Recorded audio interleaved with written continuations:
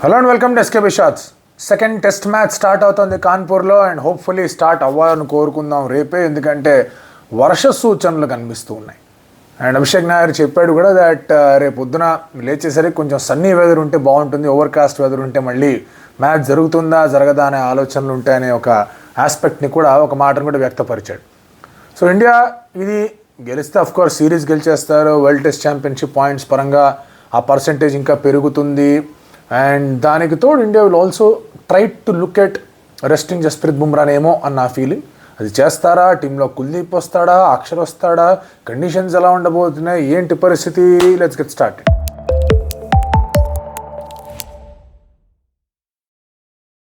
Firstly మనం India point of view నుంచి మాట్లాడాలంటే దిస్ టెస్ట్ మ్యాచ్ అనేది it's very important for two people. ఎందుకు దోస్ టూ పీపుల్ అని మాట్లాడుతున్నానంటే కనుక దోస్ టూ పీపుల్ మీద మిడిల్ ఆర్డర్ అంతా కూడా బేసే ఉంది. అండ్ వాళ్ళిద్దరు they need to perform, they need to deliver. And not just ఈ టెస్ట్ మ్యాచ్లో డెలివర్ చేస్తే వాళ్ళు ఏదో ప్లేస్ ఉంటుంది, ప్లేస్ ఉండదు కదా. It's not about their place, it's about India's batting confidence. ఎందుకంటే గత కొన్ని ఏళ్లగా మీరు అబ్జర్వ్ చేసుకుంటే కనుక టీమిండియాకి బౌలర్లే మ్యాచ్లు ఎక్కువ శాతం గెలిపిస్తూ వచ్చారు. అంటే బౌలర్లే గెలిపిస్తారు మ్యాచ్, నేను కాదనట్లేదు, బట్ బ్యాటర్స్ బౌలర్స్ ఇద్దరు కలిపి లాగితేనే బండి కదులుద్ది. ఒకళ్ళు బాగా బలంగా ఇంకొకళ్ళు లాగలేదంటే కానీ కొంచెం ఇబ్బందులు అనేవి ఎదురవుతాయి టెస్ట్ మ్యాచ్లో. ఆ ఇబ్బందులు ఇండియన్ బ్యాట్స్మెన్ వల్ల వచ్చాయి. అది సౌత్ ఆఫ్రికా సిరీస్ కానివచ్చు, ఇండియా ఓవర్సీస్కి వెళ్ళిన ప్రతిసారి కానివచ్చు, ఇండియా హోమ్ కండిషన్స్లో జరుగుతున్న సిరీస్ కూడా కావచ్చు. Lower middle order and bowlers pull చేసినంత వెయిట్ బ్యాటర్స్ పుల్ చేయలేకపోతున్నారు. అండ్ అందులో Indian middle order especially has been struggling. And దానికి బాధ్యత వీళ్ళు వాళ్ళు అని చెప్పడం కన్నా కూడా it is important that these two players put their hands up and say boss trust us, మేము చూసుకుంటాం. One is KL Rahul. Of course KL Rahul last మ్యాచ్లో కూడా చెప్పారు దట్ డిక్లరేషన్ కొంచెం తొందరగా వచ్చింది, అతనికి ఇంకొంచెం రన్స్ వచ్చి ఉంటే కానీ ఇంకొంచెం కాన్ఫిడెంట్గా ఉంటే బాగుంటుంది అని. ఎందుకంటే it's all about confidence, all about thinking that నేను చూసుకుంటా, నాకు కాన్ఫిడెన్స్ ఉంది, I will dominate the proceedings అని. అలాంటి ఒక confidence will only come if they get runs. Rahul runs కొడుతున్న సమయంలో అది జరిగింది. Hopefully he will hit some big runs ఈ టెస్ట్ మ్యాచ్లో. Next is Virat Kohli. ఎందుకు విరాట్ కోహ్లీ గురించి ప్రత్యేకించి మాట్లాడుతున్నాం అంటే కనుక ఇండియా ఈ యొక్క హోమ్ సిరీస్ పక్కన పెట్టండి, 4 టెస్ట్ మ్యాచ్లు పక్కన పెట్టండి, India will playing 11 test matches abroad. అందులో 6 ఇంగ్లాండ్లో ఉంటాయి, 5 ఆస్ట్రేలియాలో ఉంటాయి. 6 అని ఎందుకన్నానంటే ఒక WTC ఇండియా ఖచ్చితంగా వెళ్ళిపోతున్న నమ్మకంతో ఉంటున్నా ప్రస్తుతానికి. So if that is the case, overseas కండిషన్స్లో విరాట్ సౌత్ ఆఫ్రికాకి వెళ్ళినప్పుడు చాలా బాగా ఆడాడు. బట్ అదర్వైజ్ విరాట్ ఆ టెస్ట్ మ్యాచ్లో ఆ విరాట్ కోహ్లీని చూసి చాలా రోజులు అయిపోయింది. అండ్ వెస్టిండీస్కి వెళ్ళినప్పుడు సెంచరీ కొట్టిండే కాదనట్లేదు, బట్ దాట్ విరాట్ కోహ్లీని టెస్ట్ మ్యాచ్లో చూసి చాలా రోజులైంది. It is very important for him, for Indian cricket, that he gets back to some sublime hitting form. అది ఈ టెస్ట్ మ్యాచ్ అనేది ఒక కంప్లీట్ మంచి ఆపర్చునిటీ అనేది ప్రొవైడ్ చేయగలదు. సో ఈ ఇద్దరు కోణాల నుంచి చూసుకుంటే కనుక ఈ టెస్ట్ మ్యాచ్ చాలా ఇంపార్టెంట్గా ఉంటుంది. నెక్స్ట్ ఆస్పెక్ట్ ఏంటి అంటే కనుక ఏ టీమ్ కాంబినేషన్తో ఇండియా వెళ్తాం. కొంచెం కండిషన్స్ అంటే ఫింగర్ స్పిన్నర్స్కి అనుకూలంగా ఉన్నాయి, already there is turn in the wicket అనుకుంటే అక్షర్ పటేల్తో వెళ్తారు.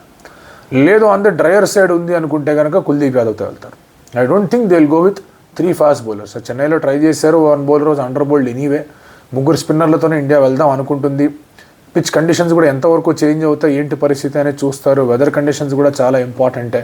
సో ఇవన్నీ దృష్టిలో పెట్టుకుంటారు. I genuinely feel that Bumrah should be given rest. బుమ్రాకి ఎందుకంత ప్రిఫరెన్షియల్ ట్రీట్మెంట్ అంటే కనుక Bumrah is the number 1 bowler. Bumrah is the first person to walk in to the team. ఇంక ఏ ప్లేయరు కాదు, కెప్టెన్ కాదు, కీపర్ కాదు, వేరే ప్లేయర్ కూడా కాదు, Bumrah walks in to the team first, తను ఫిట్గా ఉన్నాడంటే.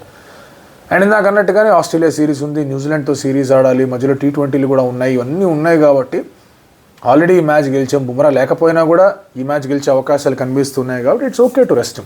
లేదు బుమ్రానే లేదు నేను ఆడతాను అది ఇది అంటే కనుక ఈ కెన్ ప్లే. సో అలాంటి పరిస్థితుల్లో ఆకాష్ను సిరాజ్ను రెస్ట్ చేస్తారు. I genuinely want Akash Deep to play. దానికి కారణం ఏంటి అంటే కనుక ఆకాష్ దీప్ లాంటి వాళ్ళు బ్యాట్తోనూ బాల్తోనూ 2 విధాలుగా కాంట్రిబ్యూట్ చేయగలిగే ప్లేయర్స్.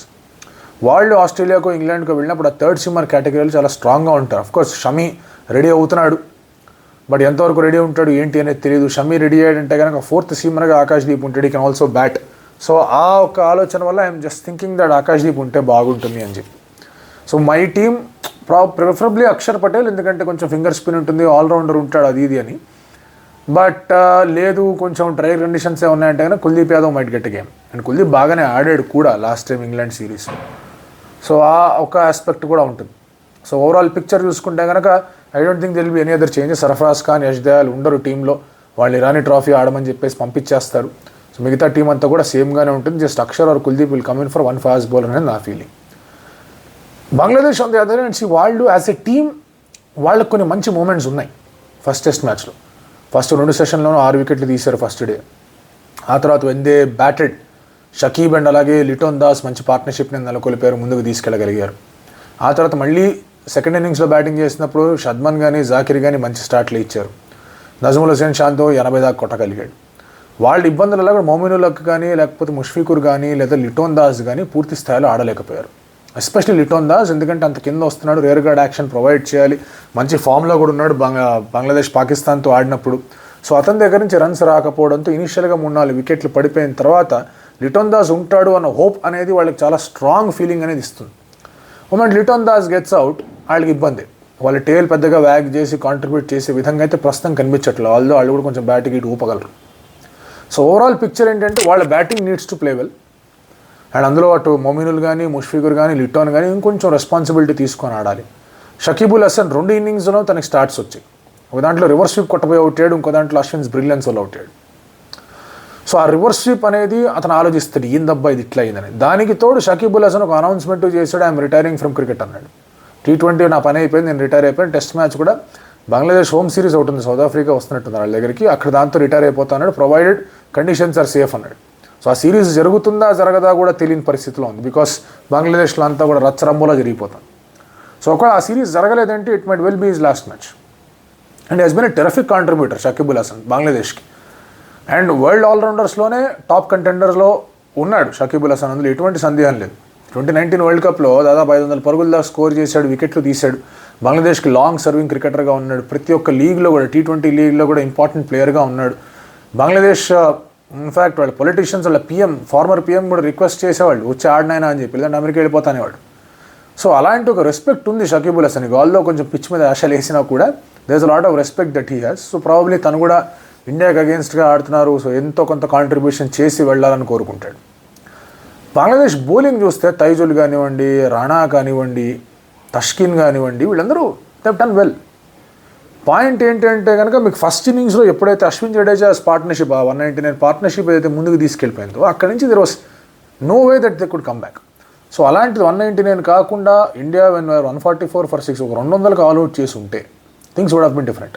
వాళ్ళ బ్యాటింగ్ కూడా ఇంకొంచెం కాన్ఫిడెంట్గా ఉండేది. 5 వికెట్లు పడిపోయిన తర్వాత అమ్మా ఇంకా 207 కొట్టాలా అనే ఆలోచన లేకుండా విచ్ 60-70 అవే అనే ఆలోచన కంప్లీట్గా డిఫరెంట్గా ఉంటుంది.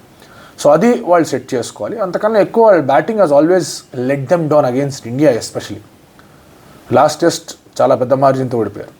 అంతకుముందు సరే 3 వికెట్లతో ఓడిపోయినా ఆ స్కోర్స్ చాలా తక్కువగానే కొట్టారు. అంతకుముందు చాలా పెద్ద మార్జిన్తో ఓడిపోయారు. అంతకుముందు 2 ఇన్నింగ్స్ డిఫీట్లతో ఓడిపోయారు ఇండియాతో. Last 5 test matches between India and Bangladesh చూసుకుంటే ఒక్క మ్యాచ్లోనే ఇండియా కొంచెం 3 వికెట్స్ ఆడదు, అశ్విన్ శ్రేయస్ అయ్యర్ ఆడిన మ్యాచ్ తప్ప మిగతావన్నీ భారీ మార్జిన్స్తో బంగ్లాదేశ్ను ఓడించింది. సో దానికి కారణం ఏంటంటే there batting has not struck well. So ఆ బ్యాటింగ్ మీద ఫోకస్ చేద్దాం అనుకుంటారు. మెహదీ అండ్ షకీబ్ ఆడదాం అనుకుంటారు, వాళ్ళు కూడా ఒక ఎక్స్ట్రా స్పిన్ అని తీసుకురావచ్చు అండ్ కొంచెం బెటర్గా పర్ఫామ్ చేద్దాం అనుకుంటారు. కానీ యాజ్ ఎ సెడ్ కష్టం బంగ్లాదేశ్కి to actually take on India.